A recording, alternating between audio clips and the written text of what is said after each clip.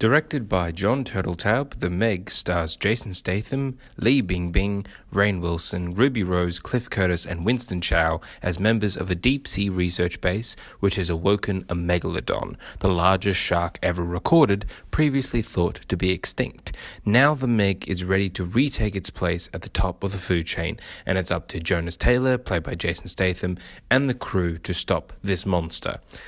Okay, you have to admit, all of this is pretty dumb, right? I mean, Jason Statham going up against a 75-foot-long prehistoric shark? That has to be a joke.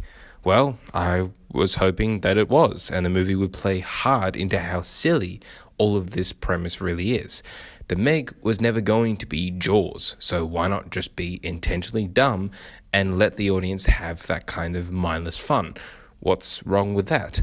Unfortunately, only a few brief moments of The Meg are actually fun. Most of this movie is the same absurd shark movie we've seen countless times after Jaws, which takes itself way too seriously and ends up being pretty boring. It's also a shame because the marketing had the smart idea to play into that stupidity. The trailers looked pretty fun. There was a couple of really great posters that they used. It all seemed like they knew what the joke was, but the movie just didn't have that. Statham as a serious actor never sat right with me because he's just so good when he gets to play the fun, tough guy in movies like Lock, Stock and Two Smoking Barrels, Snatch, Crank 2, The Fate of the Furious, The Italian Job. Here, he's trying to be that fun guy and crack a few jokes, but it's buried under a character without those traits. Jonas Taylor is a blank wall, surrounded by characters making woeful decisions, so it's really kind of hard to root for the humans in this fight against a mega shark.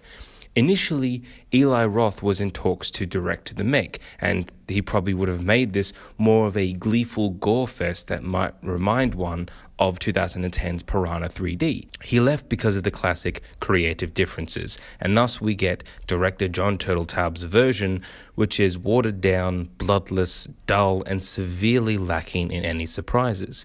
Yeah. Great decision there, Warner Brothers. The first half is certainly the weakest because it's all set up for the stuff we've really come to see, the Meg ripping and tearing through anything in sight, and maybe even some one-on-one with Jason Statham himself.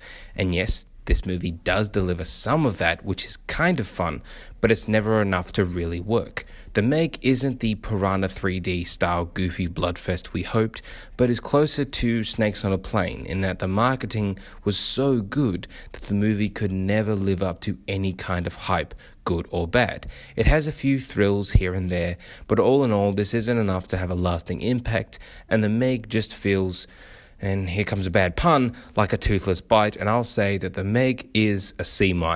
C. It's not doing so well. So The Meg, have you seen it? What'd you think about it? What'd you think about this review? Let me know in the comments below, and if you want more Mr. Movies, click my channel link coming up in the center of the screen right now, and thanks for watching.